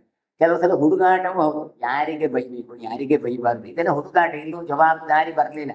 ಅವಳು ತಪ್ಪು ಮಾಡಿದ್ದು ಹೌದು, ಆದ್ರೆ ಅವಳಿಗೆ ನಾನು ಶಾಪ ಕೊಡ್ಬಹುದಾ, ಅವಳಿಗೆ ನಾನು ಪೀಡಿಸ್ಬಹುದಾ, ಅದು ಆಲೋಚನೆ ಇಲ್ಲ. ಅದಕ್ಕೋಸ್ಕರ ಹೇಳಿದ್ರೆ ಬಾಲ್ಯಾಚ. ಬಾಲ ಅಂದ್ರೆ ಹುಡುಗರು ಅಂತ ಅರ್ಥ. ಹುಡುಗರಂದ್ರೆ ಯಾವುದು, ದೈಹಿಕ ಅಲ್ಲ, ಬುದ್ಧಿಮಟ್ಟದಲ್ಲಿ. ಹಾಗಾಗಿ ಬಾಲ್ಯತನ ಇದೆ, ಇನ್ನೂ ಮೆಚ್ಯೂರಿಟಿ ಬರಲಿಲ್ಲ. ಹಾಗಾಗಿ ಏನಾಗುತ್ತೆ, ಶಾಪವನ್ನು ಕೊಡ್ಲಿಕ್ಕೆ ಹೊರಟಿದ್ದಾನೆ. ಸಂತರ್ಜಯಾಮಾಸ, ತಾಯಿಗೆ ಬೈಲಿಕ್ಕೆ ಹೊರಟ. ತಾಯಿ ಏನ್ ತಪ್ಪು ಮಾಡಿದ್ರು ಬೈಬಾರ್ದು ಅಂತಾರೆ ನೋಡಿ. ತರ್ಜಯಾಮಾಸ ಅಂದ್ರೆ ಬೈಯುವುದು, ಸಂತರ್ಜಯಾಮಾಸ ಚೆನ್ನಾಗಿ ಬೈಲಿಕ್ಕೆ ಶುರು ಮಾಡಿದೆ. ತಂಶಾಪ ತತ ಕ್ರೋಧ ಸಾವರ್ಣ ಜನನೀ ಸುತಂ ಚರಣ ಪತತಾನೇಶಾಸ್ತವೇತಿ ಬೃಷದುಕ್ಕಿದ. ಇವಳು ಛಾಯೆಗೆ ಉಂಟಲ್ಲ ಬಹಳ ಸಿಟ್ಟು ಬಂದು ತುಂಬಾ ದುಃಖ ಆಗತ್ತೆ. ಹೋಗಿ ಹೋಗಿ ಮಕ್ಕಳೇ ನನಗೆ ಬೈತಾ ಇದ್ದಾರೆ ಅಂತ ಹೇಳಿ, ಹಾಗಾಗಿ ಕ್ರೋಧದಿಂದ ಆ ಮಗುವನನ್ನು ಅಂದ್ರೆ ಯಮನನ್ನು ಶಪಿಸ್ಲಿಕ್ಕೆ ಆರಂಭ ಮಾಡಿದ್ಲು. ಏನು ಅಂತ ಸ್ವಲ್ಪ ನೋಡಿ, ಚರಣಃ ಪತತಾ ಏಷ, ನಿನ್ನ ಎರಡು ಕಾಲು ಕೂಡ ಬಿದ್ದೇ ಹೋಗ್ಲಿ ಅಂತ ಶಾಪವನ್ನು ಕೊಟ್ಟುಬಿಟ್ಟು. ಪಾಪ ಮಕ್ಕಳು ಬುದ್ಧಿ ಇಲ್ಲ ಅಂತ ತಾಯಿಗೆ ಬೈತಾರೆ, ಆದ್ರೆ ತಾಯಿಯಾದವಳು ತಾಳ್ಮೆಯನ್ನು ಕಳ್ಕೊಳ್ಬಾರ್ದು. ಎಷ್ಟಾದ್ರೂ ನನ್ನ ಮಕ್ಕಳಲ್ವಾ, ಅವ್ರು ಮಾಡಿದ್ರಿಂದ ನಾನು ಮಾಡ್ಲಿಕ್ಕೆ ಆಗತ್ತಾ ಅಂತ ಇರ್ಬೇಕಿತ್ತು. ಆದ್ರೆ ಇಲ್ಲ, ಇವಳು ವೃಷ ದುಃಖಿತಾ, ಬಹಳ ಸಿಟ್ಟು ಬಂತು, ಬಹಳ ದುಃಖವೂ ಆಯ್ತು. ಹಾಗಾಗಿ ಹೇಳ್ತಾಳೆ, ನಿನ್ನ ಎರಡು ಕಾಲು ಕೂಡ ಬಿದ್ದು ಹೋಗ್ಲಿ ಅಂತ. ಯಮಸ್ತು ತತ್ಪಿತು ಸರ್ವಂ ಪ್ರಾಂಜಲಿ ಪ್ರತ್ಯವೇದಯತ ವೃಷಂ ಶಾಪ ಭಯೋದ್ವಿಗ್ನ ಛಾಯವಾಕ್ಯ ಪ್ರಚೋದಿತ. ಈ ಪ್ರತಿಕೃತಿಯಾದಂತಹ ಯಾವ ಛಾಯೆಯ ಮಾತನ್ನುಂಟಲ್ಲ, ಇದನ್ನು ಕೇಳಿ ಉದ್ವಿಗ್ನಾಗ್ತಾನೆ ಯಮ. ಅಯ್ಯೋ, ಇನ್ನು ನನ್ನ ಕಾಲೆಲ್ಲ ಹೋಗಿ ಬಿಡ್ತದೆ, ಅಮ್ಮ ಶಾಪ ಕೊಟ್ರು ಅಂತ. ಹಾಗಾಗಿ ತಂದೆಯ ಬಳಿಗೆ, ಈಗ ಮನೆಯಲ್ಲಿ ಏನಾದ್ರೂ ಆದ್ರೆ ಮತ್ತೆ ಹೋಗಿ ದೂರು ಕೊಡೋದು ಯಾರು? ತಂದೆಯದು. ಹಾಗಾಗಿ ತಂದೆಯ ಬಳಿಗೆ ಹೋಗಿ ವೃಷಂ ಶಾಪ ಭಯೋದ್ವಿಗ್ನ, ಶಾಪದ ಭಯದಿಂದ ಉದ್ವಿಗ್ನಾದ ಈತ ತಾನು ತಂದೆಯ ಬಳಿ ಹೋಗಿ ನಮಸ್ಕಾರ ಮಾಡಿ ವಿಷಯ ಎಲ್ಲ ಹೇಳ್ತಾನೆ. ಶಾಪೋ ನಿವರ್ತೆ ನಿತಿತ್ತ ಪ್ರೋವಾಚ ಪಿತರಂ ಪುತ್ರ ಸ್ನೇಹೇನ ಸರ್ವೇಷು ವರ್ತಿತವ್ಯಂ ಸುರೇಶು ವೈ. ತಂದೆಯ ಬಳಿ ಛಾಯೆ ಕೊಟ್ಟಂತ ಶಾಪದ ವಿಚಾರ ಹೇಳಿದ್ದೇ ತಡ, ಕೂಡಲೇ ಇವ ಏನು ಹೇಳ್ತಾನೆ, ನನಗೆ ಪರಿಹಾರ ಆಗುವ ಬಗ್ಗೆ ಹೇಳಿ, ಅಮ್ಮ ಏನು ಶಾಪ ಕೊಟ್ಟಿದ್ದಾಳೆ, ನಂದು ತಪ್ಪಾಯ್ತು, ಶಾಪ ಇದಾಗುವ ಹಾಗೆ ಹೇಳಿ ಅಂತ ಹೇಳಿ. ಅಷ್ಟು ಮಾತ್ರ ಅಲ್ಲ, ಮತ್ತೊಂದು ವಾಕ್ಯ ಹೇಳ್ತಾನೆ, ಏನು ಪುತ್ರ ಸ್ನೇಹೇನ ಸರ್ವೇಷು ವರ್ತಿತವ್ಯಂ, ತಾಯಿಯಾದವರು ಎಲ್ಲರ ಬಳಿ ಕೂಡ ಪುತ್ರ ಸ್ನೇಹದಿಂದ ವರ್ತಿಸ್ಬೇಕಲ್ವಾ ಅಂತ ಒಂದು ಮಾತನ್ನು ಹೇಳ್ತಾನೆ. ಹೌದು, ಅದರಲ್ಲಿ ಏನು ಅಂತ ಬರ್ತಾರೆ. ಸೇಯಂ ಅಸ್ಯಾಸ್ಮನಾಸ್ತೀವ ಯವೀಯಾಂ ಸಂಬಭೂಪತಿ ಬುಭೂಷತಿ ತಸ್ಯಾಂ ಅಯೋಧ್ಯತಃ ಪಾದೋ ನತು ದೇಹೇ ನಿಪಾತಿತಃ. ಹೀಗೆ ಏನು ಮಾಡ್ತಾಳೆ, ಇಷ್ಟರವರೆಗೆ ಗೊತ್ತಿರಲಿಲ್ಲ ಮನೆಯ ಹುಡುಕಿ ಏನು ಅಂತ. ಈಗ ಮನೆಯಿಂದ ಹೋಗಿ ಒಂದೊಂದೇ ಈತ ಹೇಳಿ ಕೊಡ್ತಾ ಇದ್ದಾನೆ. ಈಗ ಇದ್ದಾಳ, ನಮ್ಮನ್ನು ಅಷ್ಟು ಪ್ರೀತಿಸೋದಿಲ್ಲ, ಚಿಕ್ಕವನಾದ ಸಾವರ್ಣ ಮಗುವನ್ನು ಎಷ್ಟು ಪ್ರೀತಿಸ್ತಾಳೋ ಅಷ್ಟು ನಮ್ಮನ್ನು ನೋಡಿಕೊಳ್ಳೋದಿಲ್ಲ. ಹಾಗಾಗಿ ಈ ವರ್ತನೆಯಿಂದ ಒದೆಯುವ ಕಾಲನ್ನು ಎತ್ತಿದೆ ಹೊರತು ನಾನು ಅವಳ ದೇಹವನ್ನು ಕಾಲಿನಿಂದ ತುಳಿಯಲಿಲ್ಲ. ನೋಡಿ, ಇವ ಹೇಳೋದು ಹೇಗೆ ಕೇಳಿದ್ರೆ, ಸೇಯಂ ಅಸ್ಮಾನ್ ಅಪಾಸ್ಯೈವ ಯವೀಯಾಂಸಂ ಬುಭೂಷತಿ ತಸ್ಯಾಂ ಮಯೋದ್ಯತಃ ಪಾದೋ ನತು ದೇಹೇ ನಿಪಾತಿತಃ. ನಾನು ಏನೋ ಗಲಾಟೆ ಇದೆಲ್ಲ ಹೌದು, ನಮ್ಮನ್ನು ಪ್ರೀತಿ ಮಾಡುವುದಿಲ್ಲ ಅಷ್ಟು. ನಮ್ಮ ಚಿಕ್ಕವನಿದ್ದಾನೆಲ್ಲ ಸಾಧಾರಣವನು, ಅವನನ್ನು ಪ್ರೀತಿ ಮಟ್ಟು ಮಾಡುವುದಿಲ್ಲ. ಅದಕ್ಕೆ ನನಗೆ ಸಿಟ್ಟು ಬಂತು, ಏನ್ ಮಾಡಿದೆ, ಕಾಲನ್ನು ಎತ್ತಿದೆ, ತುಳಿಯುವ ಕಾಲನ್ನು ಎತ್ತಿದೆ. ಯಾವುದಕ್ಕೆ ಎತ್ತಿದ್ರು? ತುಳಿಬೇಕು ಅಂತ ಎತ್ತಿದ್ದು. ಆದ್ರೆ ಅವಳ ದೇಹವನ್ನು ನಾನು ನನ್ನ ಕಾಲಿನಿಂದ ತಾಗಿಸ್ಲಿಲ್ಲ. ಅಂದ್ರೆ ಕೇವಲ ಆಕ್ಷನ್ ಮಾಡಿದ್ದು ಅಂತ ಅರ್ಥ. ಅದು ಯಾವಾಗಲೇ ಆಗಲ್ಲ, ಸೆಟ್ಟು ಬಂದು ಅಂತ ಮಾಡ್ತೇವೆ, ಆಮೇಲೆ ಹೊಡಿಬಾರ್ದು, ಮಕ್ಕಳು ಬೆಳೆದಿದ್ದಾರೆ, ನಾನು ಒಂದು ಕೊಟ್ರೆ ನಾಳೆ 4 ಕೊಟ್ಟಾರು ಕಲ್ಲಿಗೆ ಕೈ ಇರಿಸ್ತೇವೆ. ಅದೇ ರೀತಿಯಾಗಿ ಇಲ್ಲಿ ಕೂಡ ನಾನು ಕಾಲು ಎತ್ತಿದ್ದು ಹೌದು, ಆದ್ರೆ ನಾನು ತುಳಿಲಿಲ್ಲ. ಬಾಲ್ಯಾದ್ವಾ ಯದಿವಾ ಮೋಹ ತದ್ಭವಾನ್ ಚಂದು ಬರಹದೆ. ಹಾಗಾಗಿ ಅಪ್ಪನ ಹತ್ರ ಹೇಳಿದ, ಏನೋ ಹುಡುಗಾಟಿಕೆಯಿಂದೋ ಅಥವಾ ಮೋಹದಿಂದೋ, ಅಂದ್ರೆ ಮೋಹ ವೈಚಿತ್ರೆ ಅಂತ ಎಂತ ಮಾಡುದು ಗೊತ್ತಾಗ್ಲಿಲ್ಲ ಅಂತ ಹೇಳ್ತಾವಲ್ಲ, ಅದು ಮೋಹ. ಹಾಗಾಗಿ ನಾನು ಮಾಡಿದ ಅಪರಾಧವನ್ನು ನೀವು ಕ್ಷಮಿಸಬೇಕು ಅಂತ ತಾನು ಪ್ರಾರ್ಥನೆಯನ್ನು ಮಗನಾದಂತ ಯಮ ಹೇಳ್ತಾನೆ. ಶಬ್ದೋಹಮಸ್ಯ ಲೋಕೇಶ ಜನನ್ಯ ತಪತಾಂಬರ ತಪ ಪ್ರಸಾದಾನ್ನಪತೆ ಚರಣೋ ಮಮ ಗೋಪತೆ. ಅಂದ್ರೆ ಎಲ್ಲ ಕೆಲಸಗಳಿಗೂ ಕೂಡ ಸಾಕ್ಷಿ ಯಾರು ಕೇಳಿದ್ರೆ ಸೂರ್ಯ. ಹಾಗಾಗಿ ಲೋಕೇಶ ತಪಸ್ಸಲ್ಲಿ ಶ್ರೇಷ್ಠ, ತಾಯಿಯಾದ ಸಮಯದಿಂದ ನಾನು ಶಕ್ತನಾಗಿದ್ದೇನೆ. ಹಾಗಾಗಿ ಕಿರಣಗಳ ಅರಸನೆ ಅಂತ ಕರೆಯುವುದು ನೋಡಿ. ಅಲ್ಲಿ ಹೇಳಬೇಕಾದ್ರೆ ತಪತಾಂಬರ, ತಪಸ್ಸನ್ನು ಮಾಡುವುದರಲ್ಲಿ ಶ್ರೇಷ್ಠನಾದವನಿ. ಹಾಗಾಗಿ ನಿನ್ನ ಅನುಗ್ರಹದಿಂದ ನನ್ನ ಕಾಲು ಬಿದ್ದು ಹೋಗದೇ ಇರಲಿ. ಅಮ್ಮ ಕಾಲು ಬಿದ್ದು ಹೋಗ್ಲಿ ಅಂತ ಹೇಳ್ತಾಳೆ, ಆದರೆ ಸೂರ್ಯ ನೀನು ಅಮ್ಮನಿಗೂ ಗಂಡ ಆದದ್ರಿಂದ, ನಮಗೆಲ್ಲ ತಂದೆ ಆದದ್ರಿಂದ ನನ್ನ ಕಾಲು ಬಿದ್ದು ಹೋಗದಾಗಿ ನೀನು ರಕ್ಷಣೆ ಮಾಡುವಂತ ಅಪ್ಪನ ಹತ್ರ ಪ್ರಾರ್ಥನೆಯನ್ನು ಮಾಡ್ತಾನೆ. ಅದಕ್ಕೆ ಸೂರ್ಯ ಹೇಳ್ತಾನೆ, ವಿವಸ್ವಾನ್ ಅಸಂಶಯಂ ಪುತ್ರ ಮಹದ್ ಭವಿಷ್ಯತ್ಯತ್ರ ಕಾರಣ ಏನ ತ್ವಾಮಾವಿಶತ್ ಕ್ರೋಧೋ ಧರ್ಮಜ್ಞಂ ಸತ್ಯವಾದಿನಂ. ಅಸಂಶಯಂ ಪುತ್ರ ಮಹತ್. ಸೂರ್ಯ ಹೇಳ್ತಾನೆ, ಯಾವುದೋ ಒಂದು ಸಂಶಯ ನನಗೆ ಬರ್ತಾ ಉಂಟು, ಪ್ರಬಲವಾದ ಕಾರಣ ಇದೆ. ಯಾಕೆ? ಧರ್ಮಜ್ಞನಾದ ಸತ್ಯವತಿಯಾದಂತಹ ಸತ್ಯವಾದಿಯಾದ ನಿನಗೆ ಇಷ್ಟು ಕೋಪ ಬರ್ಲಿಕ್ಕೆ ಕಾರಣ ಏನು? ಈಗ ಯಮನ ಚೇತನ ಏನು ಸಾಮಾನ್ಯ ಅಲ್ಲ. ಯಮ ಅಂದ್ರೆ ತಾನು ಎಲ್ಲರನ್ನು ಕೂಡ ನಿಗ್ರಹ ಮಾಡುವವ. ಯಮ ನಿಯಮ ಅಂತ ಹೇಳುವಾಗ ನಿಗ್ರಹ ಮಾಡುವವ, ಎಲ್ರಿಗೂ ಶಿಕ್ಷೆ ಕೊಡುವವ. ಹಾಗಾದ್ರೆ ಕೋಪ ಎನ್ನುವಂಥದ್ದು ನಿನ್ನಲ್ಲಿ ಪ್ರವೇಶ ಆಗಿದೆ.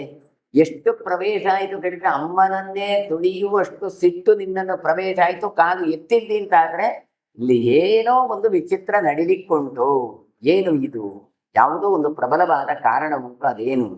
ಯುಕ್ತಮೇವ ಹಿಲೇ ಕರ್ತುಂ ನ್ಯಾಯಂ ಮಾತೃವಚೋನಘ ನ ಶಕ್ಯಮೇ ತನ್ಮಿಥ್ಯಾತು ಕರ್ತುಂ ಮಾತೃವಚಸ್ತವ. ತಾಯಿಯ ಹಾಗೆ ತಾಯಿ ಹೇಳಿದ್ದನ್ನು ಕೇಳುವಂಥದ್ದು, ತಾಯಿಯಂತೆ ನಡೆದುಕೊಳ್ಳಬೇಕಾದ್ದು ನಿನಗೆ ನ್ಯಾಯ. ಆದ್ರೆ ನೀನು ತಾಯಿಯ ಮಾತನ್ನು ಯಾಕೆ ಕೇಳಲಿಲ್ಲ? ತಾಯಿಯ ಯಾವ ಮಾತು ಉಂಟಲ್ಲ ಅದನ್ನು ಸುಳ್ಳು ಮಾಡಲಿಕ್ಕೆ ಸಾಧ್ಯ ಇಲ್ಲ. ನ ಶಕ್ಯವೇ ತನ್ಮಿಥ್ಯಾ ಕರ್ತುಂ ಮಾತೃವಚಸ್ತವ. ತಾಯಿಯ ಮಾತು ಉಂಟಲ್ಲ ಅದನ್ನು ಸುಳ್ಳು ಮಾಡಲಿಕ್ಕೆ ಸಾಧ್ಯ ಇಲ್ಲ. ಕೃಮಯೋ ಮಾಂಸಮಾದಾಯ ಗಮಿಷ್ಯಂತಿ ಧರಾತಳಂ ಕೃತಮೇವಂ ವಿಚಸ್ತತ್ತಂ ತವ ಮಾತರ್ಭವಿಷ್ಯತಿ. ಆದ್ದರಿಂದ ತಾಯಿ ಕೊಟ್ಟ ಶಾಪಕ್ಕೆ ಪರಿಮಾರ್ಜನೆ ಇಲ್ಲ. ಬೇರೆ ಯಾರು ಕೊಟ್ಟ ಮಾತಿಗೂ ಕೂಡ ಪರಿಮಾರ್ಜನೆ ಕಾಣಬಹುದು, ತಾಯಿ ಕೊಟ್ಟದ್ದಕ್ಕಿಲ್ಲ. ಅದರಿಂದ ಏನಾಗತ್ತೆ? ಕೃಮಯೋ ಮಾಂಸಮಾದಾಯ, ಕ್ರಿಮಿಗಳು ನಿನ್ನ ಕಾಲಿನ ಮಾಂಸವನ್ನು ತೆಗೆದುಕೊಂಡು ಭೂಮಿಯ ಕಡೆಗೆ ತೆರಳುತ್ತವೆ, ಧರಾತಳಕ್ಕೆ ತೆರಳುತ್ತದೆ. ಆದ್ದರಿಂದ ಹೇಳ್ತಾರೆ ಸಭ ಮಾತರ್ ಭವಿಷ್ಯತಿ, ನಿನ್ನ ತಾಯಿಯ ಮಾತು ಅದು ಸತ್ಯ ಆಗತ್ತೆ. ಶಾಪಸ್ಯ ಪರಿಹಾರೇಣ ಪಂಚಮುಕ್ತೋ ಭವಿಷ್ಯತಿ ಅಂತ ಹಾಗೆ ಅಂತಲ್ಲ, ಮುಂದೆ ಅವಳು ಹೇಳಿದ ಮಾತು ನಡೆಯುತ್ತೆ. ಆದ್ರೆ ತಾಯಿಯ ಒಂದು ಅನುಗ್ರಹದಿಂದ ಮುಂದೆ ಅದು ಮೋಕ್ಷಕ್ಕೆ ಬರುತ್ತೆ, ಅಂದ್ರೆ ಅದು ಬಿಡುಗಡೆ ಆಗತ್ತೆ. ಆದ್ರೆ ಹೇಳಿದ ಮಾತಂತೂ ಸುಳ್ಳಾಗೋದಿಲ್ಲ. ಶಾಪಸ್ಯ ಪರಿಹಾರ, ಏನಾದ್ರೂ ಪರಿಹಾರ ಮಾಡಿದಾಗ ಅದಕ್ಕೆ ವಿನಾಶ, ಆ ಶಾಪಕ್ಕೆ ಒಂದು ಲಿಮಿಟೇಷನ್ ಇದೆ ಅಂತ ಅರ್ಥವನ್ನು ಹೇಳ್ತಾನೆ. ಆದಿತ್ಯಶ್ಚಾಪ್ರತಿ ಸಂಜ್ಞಾಂ ಕಿಮರ್ಥಂ ತನಯೇಷು ವೈ ತುಲ್ಯೇಷ್ವಭ್ಯಧಿಕ ಸ್ನೇಹ ಕ್ರಿಯತೆ ಪುನಃ ಪುನಃ ಸಾ ತತ್ಪರಿಹಂಸೀತಿ ತು ನಾಚಚಕ್ಷೆ ವಿವಸ್ವತೆ. ನಿನ್ನ ಪರಿಹಾರಕ್ಕೆ ಮುಕ್ತನಾಗ್ಲಿಕ್ಕೋಸ್ಕರ ತಾಯಿಯಾದವನು ಅಂದ್ರೆ ಮಗನಿಗೆ ಸಾಂತ್ವನವನ್ನೆಡೆಗೊಳಿಸ್ತಾನೆ. ಆಮೇಲೆ ಸಂಜ್ಞೆಯ ಬಳಿಗೆ ಬಂದು ವಿಚಾರವನ್ನು ಮಾಡ್ತಾನೆ. ಯಾಕೆ? ತಾಯಿಗೆ ಮಕ್ಕಳು ತಪ್ಪು ಮಾಡಿದ್ದು ಒಪ್ಪಿಕೊಳ್ಳೋಕೆ ಶಿಕ್ಷೆ ಆಯ್ತು, ಆದ್ರೆ ತಾಯಿ ಯಾಕೆ ಮಾಡಿ ತುಲ್ಯೇಷ್ವಭೀಕರ್ಕ ಸ್ನೇಹ ಕ್ರಿಯಲೇತಿ ಪುನಃ ಪುನಃ. ನಿನ್ನ ಮಕ್ಕಳಲ್ವಾ? ಹಾಗಿರುವಾಗ ಒಂದು ಮಾತನ್ನು ಹೇಳಿದ, ಕೊನೆಯ ಮಗನನ್ನು ಎಷ್ಟು ಪ್ರೀತಿ ಮಾಡ್ತಾಳೋ ಅಷ್ಟು ನಮ್ಮನ್ನು ಪ್ರೀತಿ ಮಾಡೋದಿಲ್ಲ ಅಂತೇಳಿ. ಯಾಕೆ? ತುಲ್ಯೇಶು ಅದ್ಯತೆ, ಇಬ್ಬರೂ ಕೂಡ ಸಮಾನ ಮಕ್ಕಳು. ಹಾಗಿರುವಾಗ ಒಬ್ಬನಲ್ಲಿ ಜಾಸ್ತಿ ಒಬ್ಬನಲ್ಲಿ ಕಡಿಮೆ. ಯಾಕೆ? ಸಾಧನ ಪರಿಹತ್ಯಂತೆ ನಾಚಚಕ್ಷೆ ವಿವಸ್ವತೆ. ಆದ್ದರಿಂದ ಏಕೆ ಅಧಿಕವಾದ ಪ್ರೀತಿಯನ್ನು ಮಾಡಲಿಕ್ಕೆ ಮತ್ತೆ ಮತ್ತೆ ಎಂದು ಪ್ರಶ್ನೆಯನ್ನು ಕೇಳ್ತಾನೆ. ಆಕೆ ಏನು ಮಾಡಿದ್ಲು ಗೊತ್ತಾ? ನಾಚಚಕ್ಷೆ ಹೇಳಿಲ್ಲ, ಅವಳು ಸುಮ್ಮನೆ ನಗಾಡಿ ಬಿಟ್ಟು ಅಂತ ಹೇಳ್ತಾರೆ. ಉತ್ತರವನ್ನು ಸೂರ್ಯನಿಗೆ ಹೇಳಲೇ ಇಲ್ಲ. ಏನು ಅಂತ ಉತ್ತರವನ್ನು ಹೇಳಿಲ್ಲ. ಯಾಕೆ? ಅವಳು ಹೇಳಿದ್ದಾಳೆ, ನನ್ನ ತಲೆ ಕೂದಲು ಹಿಡಿದು ನೆಲಕ್ಕೆ ಕುಟ್ಟಿದ್ರು ನಾನು ಹೇಳುತ್ತಿಲ್ಲ ಅಂತ ಸಂಜ್ಞೆಗೆ ಮಾತನ್ನು ಕೊಟ್ಟಿದ್ದಾಳೆ. ಹಾಗಾಗಿ ಇವಳು ನಗಾಡಿದ್ಲು ಬಿಟ್ಟರೆ ಮತ್ತೇನು ಮಾಡಲಿಲ್ಲ. ಆತ್ಮಾನಂ ಸುಖಬಾಧಾಯ ಯೋಗಾತ್ ತಥ್ಯಮಪಸ್ಯವ ತಾಂ ಶಬ್ದುಕಾಮೋ ಭಗವಾನ್ ನಾಶಕತ್ ಕುರುನಂದನ ತತಃಸರ್ವಂ ಯಥಾವೃತ್ತಂ ಆಚಚಕ್ಷೇ ವಿವಸ್ವತಃ. ಆಗ ಪೂಜ್ಯನಾದ ವಿವಸ್ವಾನ್ ಅಂತ ಹೇಳ್ತಾರೆ. ಅವಳು ಏನ್ ಮಾಡ್ತಾಳೆ? ಅವನು ಸಾಯಿ ನಿನ್ನ ಕೊಂದೇ ಬಿಡ್ತಾನೆ, ಸತ್ಯ ಹೇಳ್ತಾ ಇಲ್ಲ ಅಲ್ಲ ಅಂತ ಶಾಪ ಕೊಟ್ಟು ಕೊಲ್ಲಿಕ್ಕೆ ಹೊರಡ್ತಾನೆ. ಅಷ್ಟು ಸಿಟ್ಟು ಸೂರ್ಯನಿಗೆ ಬರುತ್ತೆ. ಆಗ ಹಾಗೆ ಬಾಯಿ ಬೇಕಾದ ಪರಿಸ್ಥಿತಿ ಬಂತು ಅಂತ ಹೇಳ್ತಾರೆ. ತಾನು ಶಪ್ತುಕಾಮನ ಅಮ್ಮನಿಗೆ ಶಾಪ ಕೊಡುವಂತ, ಅಂದ್ರೆ ಹೆಂಡತಿಗೆ ಶಾಪ ಕೊಡುವಂತ ಪರಿಸ್ಥಿತಿ ಬರ್ತದೆ. ತತಃಸರ್ವಂ ಯಥಾವೃತ್ತಂ, ಆಗ ಎಲ್ಲ ಬಾಯಿ ಬಿಡ್ತಾಳೆ ಸಂಚಾಯ ಎನ್ನುವವಳು. ವಿವಸ್ವಾನ್ ಅತ ತಚ್ಚಿತ್ವ ಸ್ಪಷ್ಟವಾನಮಬ್ರವೀತ್ ಸ್ಪಷ್ಟಂ ಯಥಾ ನ್ಯಾಯಂ ಅರ್ಚಯಿತ್ವಾ ವಿಭಾವಸುಂ ನಿರ್ದಗ್ಧು ಕಾಮಂ ದೋಷೇಣ ಸಾಂತ್ವಯಾಮಾಸ ವೈತದ. ಆಗ ವಿಷಯ ಗೊತ್ತಾಗುತ್ತೆ. ಓ, ಇಲ್ಲಿರುವುದು ನನ್ನ ಹೆಂಡತಿಯ ಪ್ರತಿಕೃತಿ, ನೆರಳು. ಆ ನೆರಳಿಗೆ ಜೀವ ತುಂಬಿದ್ದಾಳೆ. ಅವಳು ಎಲ್ಲಿ ಹೋಗಿದ್ದಾಳೆ? ತನ್ನ ತಾಯಿ ತಂದೆ ಮನೆಗೆ ಹೋಗಿದ್ದಾಳೆ ಅಂತ. ಹಾಗಾಗಿ ಸಿಟ್ಟುಕೊಂಡಂತ ಈ ಸೂರ್ಯ ತ್ವಷ್ಟೃವಿನ ಬಳಿಗೆ ಬಂದು ಹೇಳ್ತಾನೆ, ನೋಡಿ ನಿನ್ನ ಮಗಳು ಹೀಗೆ ಮಾಡಿದ್ಲು ಅಂತ. ಮತ್ತೆ ಯಾರ ಹತ್ರ ದೂರು ಕೊಡೋದು? ಹೆಣ್ಣು ಕಟ್ಟ ಮಾವನ ಹತ್ರವೇ ದೂರು ಕೊಡ್ಬೇಕು. ತ್ವಷ್ಟ ಪ್ರಜಾಪತಿ ಆದ್ರೂ ಹಾಗೆ ಬಂದ ಕೂಡಲೇ ಸೂರ್ಯನನ್ನು ಏನ್ ಮಾಡ್ತಾನೆ? ನ್ಯಾಯವು ಅರ್ಚಯಿತ್ವಾ ವಿಭಾವಸು, ಬಂದ ಕೂಡಲೇ ಅವನನ್ನು ಕರೆದು ಯಾರಿಗೆ ವಾದ್ಯಾರಿಗಳನ್ನು ಕೊಟ್ಟು ಪೂಜೆಯನ್ನು ಮಾಡಿ ಸಮಾಧಾನ ಮಾಡ್ತಾನೆ. ಸಮಾಧಾನ ಮಾಡಿದ್ಮೇಲೆ ಸೂರ್ಯನನ್ನು ಮಾತಾಡಿಸ್ತಾನೆ. ಅದು ಹೇಳ್ತಾರೆ, ನಿರ್ದದ್ದು ಕಾಮಂ ರೋಷೇನು, ಬರುವಾಗ ಒಂದೇ ಬಿಡ್ತೇನೆ ಅವಳನ್ನು ಎನ್ನುವ ಕೋಪದಲ್ಲಿ ಬಂದಿದ್ದಾನೆ. ಇವ ಸಮಾಧಾನ ಮಾಡಿ, ಅಲ್ಲ ಈಗ ಕೂತ್ಕೊಳ್ಳಿ ಏನಾಯ್ತಪ್ಪ ಹೇಳಿ ಹೇಳಿದ್ದೆಲ್ಲ ಸಮಾಧಾನ ಉಂಟು ಮಾಡ್ತಾನೆ. ತ್ವಷ್ಟೃ ಪ್ರಜಾಪತಿ ತಾನು ಕೇಳ್ತಾನೆ, ತಮಾದಿ ತೇಜಸಾವಿಷ್ಟಂ ಇದಂ ರೂಪಂ ಮಹಾದ್ಯತೆ ಅಸಹಂತಿ ತತ್ಸಂಜ್ಞಾ ಮನೇ ಧರತಿ ಷಾಡ್ಬಲಂ. ಸೂರ್ಯ ಅಂತ ಹೇಳುವಾಗ ಹೇಗೆ, ತಮ ಅತಿ ತೇಜಸಾವಿಷ್ಟಂ, ಬಹಳ ಕಾಂತಿ ಉಳ್ಳಂತ ಸೂರ್ಯ, ನಿನ್ನ ರೂಪ, ನಿನ್ನದು ತೇಜಸ್ಸು ಅತಿ ಭಯಂಕರವಾದ ತೇಜಸ್ಸು. ಆದ್ರೆ ಈ ರೂಪವನ್ನು ತಡ್ಕೊಳ್ಳಿಕ್ಕೆ ಯಾರಿಂದೂ ಸಾಧ್ಯ ಇಲ್ಲ. ಹಾಗಾಗಿ ಸಾಧ್ಯ ಇಲ್ಲದ ಸಂಜ್ಞೆ ಏನು ಮಾಡ್ತಾಳೆ, ತನ್ನ ಪ್ರತಿಕ್ರಿಯೆಯನ್ನು ಇಟ್ಟು ಬಂದಿದ್ದಾಳೆ. ಹಾಗಾದ್ರೆ ಎಲ್ಲಿದ್ದಾಳೆ? ಇಲ್ಲಿ ಅಂತೂ ಇಲ್ಲವೇ ಇಲ್ಲ. ಮತ್ತೆ ಒಂದು ಕುದುರೆಯಾಗಿ ಉತ್ತರ ಕುರು ಪ್ರದೇಶದಲ್ಲಿ ತಾನು ಹುಲ್ಲುಗಾವಲಿನಲ್ಲಿ ಹುಲ್ಲನ್ನು ಮೇಯ್ತಾ ಇದ್ದಾಳೆ ಅಂತ ಹೇಳ್ತಾಳೆ. ದ್ರಷ್ಟಾಸಿತಾಂ ಭವಾನದ್ಯ ಸ್ವಾಂ ಭಾರ್ಯಾಂ ಶುಭಚಾರಿಣೀಂ ಶ್ಲಾಘ್ಯಾಂ ಯೋಗ ಬಲೋಪೇತಾಂ ಯೋಗಮಾಸ್ಥಾಯ ಗೋಪತೆ. ಅಲ್ಲಿ ಕಿರಣಗಳಿಗೆ ಅಧಿಪತಿಯಾದ ಸೂರ್ಯ ಅಂತ ಪ್ರಯೋಗವನ್ನು ಮಾಡ್ತಾನೆ ಸೂರ್ಯನನ್ನು. ಆತ ಏನು ಮಾಡ್ತಾನೆ, ಯೋಗವನ್ನು ಅವಲಂಬಿಸಿಕೊಂಡು ಯೋಗ ಬಲದಿಂದ ಈ ಶುಭಚಾರಿಣಿಯಾದ ತನ್ನ ಪತ್ನಿ ಯಾರು ಸಂಜ್ಞಾ ಎಲ್ಲಿದ್ದಾಳೆ ಅಂತ ತಾನು ಕಾಣಲಿಕ್ಕೆ ಪ್ರಯತ್ನವನ್ನು ಮಾಡ್ತಾನೆ. ಅನುಕೂಲಂತು ತೇರೇವ ಯನಿಸ್ಯಾನ್ ಮಮ ತನ್ಮತಂ ರೂಪಂ ನಿವರ್ತಯಾನ್ಯದ್ಯ ತವ ಕಾಂತಮರಿಂದಮ. ಒಂದು ವೇಳೆ ಅವಳು ತನ್ನನ್ನು ಸಮ್ಮತಿಸ್ಲಿಲ್ಲ ಹೇಳಿದ್ರೆ, ಬರ್ಲಿಕ್ಕೆ ಸಮ್ಮತಿಸ್ಲಿಲ್ಲ ಹೇಳಿದ್ರೆ, ನಿನ್ನ ಸುಡುವ ರೂಪ ಉಂಟಲ್ಲ ಅದನ್ನು ನೀನು ಪರಿವರ್ತಿಸಿಕೊಳ್ಬೇಕು ಅಂತ ಮೊದಲು ಇವ ಹೇಳ್ತಾನೆ. ನೀನು ಏನು ಮಾಡಬೇಕು, ಎಲ್ಲಿದ್ದಾಳೆ ಅಂತ ನೋಡಿ. ಅದಕ್ಕೆ ಅವನಿಗೆ ಹೇಳಿದ್ದು ಸೂರ್ಯನಿಗೆ, ಏನು ಕಿರಣಗಳ ಅಧಿಪತಿ ಅಂತ. ಈ ಬೇರೆಯವರಿಗೆಲ್ಲ ಪಕ್ಕ ಗೊತ್ತಾಗ್ಲಿಕ್ಕಿಲ್ಲ, ಎಲ್ಲಿಗೆ ಹೋಗುದಪ್ಪ ಎಲ್ಲಿಂದ ಗೊತ್ತಿಲ್ಲ, ಸೂರ್ಯನಿಗೆ ಗೊತ್ತಿಲ್ಲ ಅಂತ ಹೇಳುವಾಗ ಉಂಟ. ಸೂರ್ಯನ ಕಿರಣ ಇಡೀ ಜಗತ್ತಿನಲ್ಲಿ ಎಲ್ಲಾ ಕಡೆ ಪಸರಿಸದು. ಹಾಗಾಗಿ ನಿನ್ನ ಕಿರಣಗಳು ಹೋಗಿ ಉತ್ತರ ಕೊರಿಗೂ ಹೋಗ್ಲಿ, ಅಲ್ಲಿಯೂ ಹುಡುಕ್ಲಿ, ಇಲ್ಲಿಯೂ ಹುಡುಕ್ಲಿ, ಎಲ್ಲಾ ಕಡೆ ತನ್ನ ಕಿರಣಗಳಿಂದ ಹೋಗಿ ನಿನ್ನ ಭಾರ್ಯ ಎಲ್ಲಿದ್ದಾಳೆ ಅಂತ ಹುಡುಕಿ ಅವಳ ಹತ್ರ ಮಾತಾಡುವಾಗ ಅವಳು ಬರ್ಲಿಕ್ಕೆ ಒಪ್ಪಿದ್ರೆ ಆಗಬಹುದು, ಒಪ್ಪದೇ ಇದ್ರೆ ಏನು ಮಾಡ್ಬೇಕು, ರೂಪವು ನಿವರ್ತಯಾಮ್ಯಂತ್ಯ. ನಿನ್ನ ಈ ಉಗ್ರವಾದ ರೂಪ ಉಂಟ ಅದನ್ನು ಸ್ವಲ್ಪ ಕಡಿಮೆ ಮಾಡ್ಬೇಕು, ಅದನ್ನು ನಾನು ಬದಲಿಸಬಲ್ಲೆ ಅಂತ ಹೇಳ್ತಾನೆ ತ್ವಷ್ಟೃ ಪ್ರಜಾಪತಿ. ತೇನಾಸೌ ಸಂಭೃತಂ ದೇವರೂಪೇಣ ವಿಭಾವಿತೋ ತಸ್ಮಾತ್ ತ್ವಷ್ಟೃ ಸವೈ ವಾಕ್ಯಂ ಬಹುಮೇನೆ ಪ್ರಜಾಪತಿ ಸಮನುಜ್ಞಾತವಾಂಶ್ಚೈವ ತ್ವಷ್ಟಾರಂ ರೂಪಸಿದ್ಧಯೇ.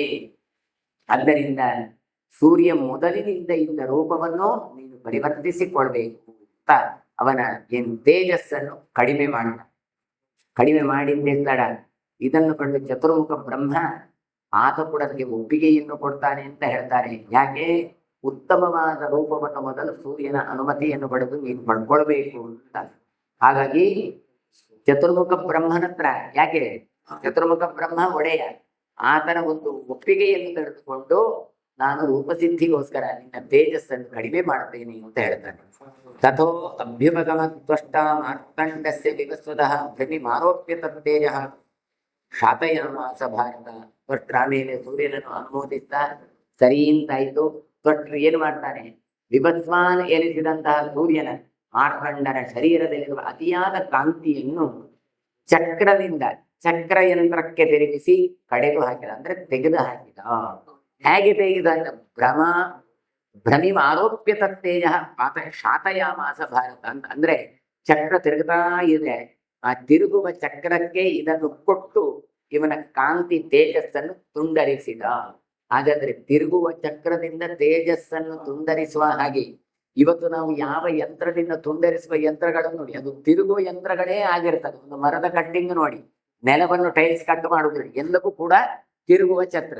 ಯಾಕೆ? ತಿರುಗಿ ತಿರುಗಿ ಕಟ್ಟು ಮಾಡುವಾಗ ಅದರಲ್ಲಿ ಸಾಮರ್ಥ್ಯ ಜಾಸ್ತಿ. ಯಾವುದು ತುಂಟಾಗುವುದಿಲ್ಲ ಅಂತ ಉಂಟೋ ಅದು ಕೂಡ ತುಂಟಾಗತ್ತೆ ಅಂತ. ಹಾಗಾದ್ರೆ ಯಾವ ಒಂದು ಕಬ್ಬಿಣದ ಒಂದು ಚಕ್ರದಿಂದ ಚೂರಿಯಿಂದ ಕಲ್ಲು ಕಟ್ಟು ಮಾಡಲಿಕ್ಕೆ ಸಾಧ್ಯ ಇಲ್ಲ, ಆದ್ರೆ ತಿರುಗುವಾಗ ಅದು ತುಂಡರಿಸ್ತಾ ಹೋಗ್ತದೆ. ಇದು ಯಾರು ಕೊಟ್ಟದ್ದು? ಇದು ಆ ಕಾಲದಲ್ಲಿಯೇ ವೇದವ್ಯಾಸರು ಸೂರ್ಯನ ತೇಜಸ್ಸನ್ನು ಹೇಗೆ ಕಟ್ಟು ಮಾಡಬಹುದು, ತುಂಡು ಮಾಡಬಹುದು ಅಂತ ತೋರಿಸಿಕೊಟ್ಟಿದ್ದಾರೆ. ತಥೋ ನಿರ್ಭಾಸಿತಂ ರೋಗಂ ತೇಜಸಾ ಸಂಹೃತೇನ ವೈ ಕಾಂತಾಂತರಂ ದ್ರಷ್ಟು ಅಧಿಕಂ ಶುಭೇತದ. ಬಳಿಕ ಸೂರ್ಯನ ತೇಜಸ್ಸನ್ನು ಚಕ್ರದಿಂದ ಬೇರ್ಪಡಿಸಿದಾಗ ತನ್ನ ಪತ್ನಿಗೆ ಅಂದ್ರೆ ಸಂಜ್ಞಾದೇವಿಗೆ ಯೋಗ್ಯವಾದ ಸುಂದರವಾದ ರೂಪವನ್ನು ಸೂರ್ಯ ಪಡೆಯುವ ಹಾಗೆ ಮಾಡ್ತಾನೆ. ಶುಶುಭೇತತ, ಈಗ ಸೂರ್ಯನನ್ನು ನೋಡಲಿಕ್ಕೆ ಬಹಳ ಚಂದ. ಯಾಕೆ? ಅಧಿಕವಾದ ತೇಜಸ್ಸು ತುಂಡರಿಸಿ ಹೋಗಿದೆ. ದುಃಖೇ ಮುಖೇ ನಿವರ್ತೀತಂ ರೂಪಂ ತಸ್ಯ ದೇವಸ್ಯ ಗೋಪತೆ ತತಃ ಪ್ರಭೃತಿ ದೇವಸ್ಯ ಮುಖಮಾಸೀತ್ ಲೋಹಿತಃ. ಬಳಿಕ ಭ್ರಮಣ ಚಕ್ರದಿಂದ, ಅಂದ್ರೆ ಯಾವ ಒಂದು ಆಯುಧವನ್ನು ಅದರಿಂದ ಸಾಣೆ ಹಿಡಿದ ಕಾರಣ ಸೂರ್ಯನ ಮುಖದ ರೂಪ ಅದು ಬದಲಾಯಿತು ಅಂತ ಕೊಡ್ತಾರೆ. ಆದ್ದರಿಂದ ಅಲ್ಲಿಂದ ತತಃ ಪ್ರಭೃತಿ, ಅಲ್ಲಿ ನಂತರ ಸೂರ್ಯ ಅರುಣನಾಥ, ಅಂದ್ರೆ ಕೆಂಪಗಿರುವ ಲೋಹಿತ ವರ್ಣವನ್ನು ಪಡೆದ.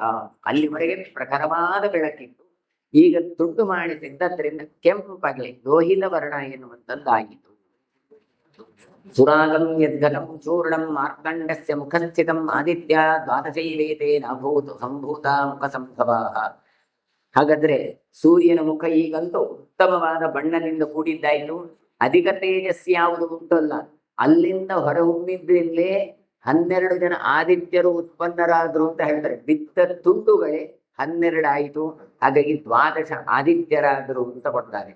ಅವರೇ ಯಾರು ಕೇಳಿದ್ರೆ ಧಾತ ಅರಿಯಮ ಮಿತ್ರಶ್ಚ, ಧಾತಾರ್ಯಮ ಚ ಮಿತ್ರಶ್ಚ ಮರುಣಾಂಶೋ ತಥಾ ಇಂದ್ರೋ ಬಿಭತ್ವಾನ್ ಉಷ್ಣಾ ಚ ಪರ್ಜನ್ಯೋ ದಶಮತ್ತದ ತತಸ್ಪಷ್ಟಾ ತಥೋ ವಿಷ್ಣು ಅಜಾಯತ ಜಧನ್ಯಜಃ.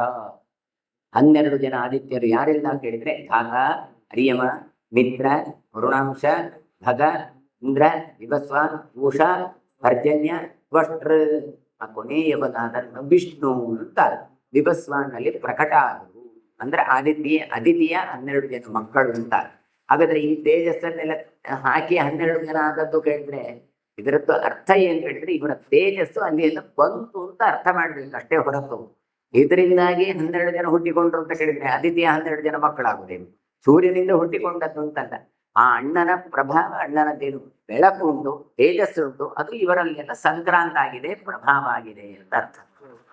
ದದರ್ಶ ಯೋಗಮಾಸ್ಥಾಯ ಸ್ವಾಂ ಭಾರ್ಯಾಂ ಮಡಮಾಂ ತಥಾ ಅದೃಶ್ಯಾಂ ಸರ್ವಭೂತಾನಂ ತೇಜಸ ನಿಯಮೇನ ಚ.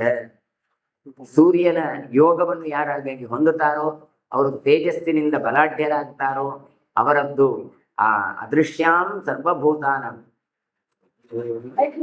ಕುದುರೆಯ ರೂಪದಲ್ಲಿರುವಂತ ತನ್ನ ಪತ್ನಿಯನ್ನು ಕಾಣುತ್ತಾರೆ. ಅಂದ್ರೆ ಇದನ್ನು ಯಾರು ಉಪಾಸನೆ ಮಾಡ್ತಾರೋ ಅವರ ತೇಜಸ್ಸನ್ನು ಪಡಿತಾರೆ. ಆ ತೇಜಸ್ಸನ್ನು ಪಡೆದ ಬಳಿಕ, ಕಡಿಮೆ ಆದ ಬಳಿಕ ಈ ಕುದುರೆಯ ರೂಪದಲ್ಲಿರುವ ತನ್ನ ಪತ್ನಿಯನ್ನು ಸಂಜ್ಞೆಯನ್ನು ಕಾಣಲಿಕ್ಕೆ ತಾನು ತೊಡಗ್ತಾನೆ.